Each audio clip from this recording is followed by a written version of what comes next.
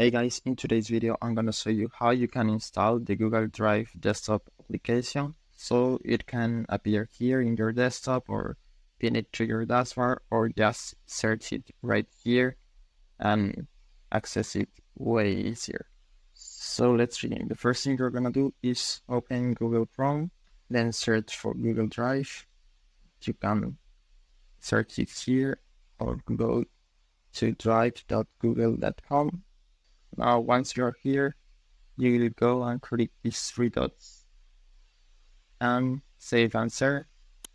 And here you can install Google Drive. It will install the app. Just click here. And that's basically it. Now we can see, we can pin it to the taskbar if we want. I'm gonna click yes. And now we have Google Drive right here. And it's on my taskbar too. And I could also search it right here.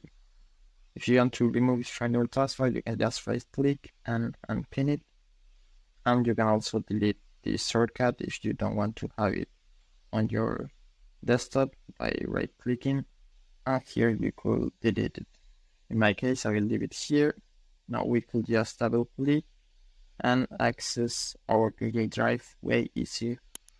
So I hope it was helpful and thanks for watching.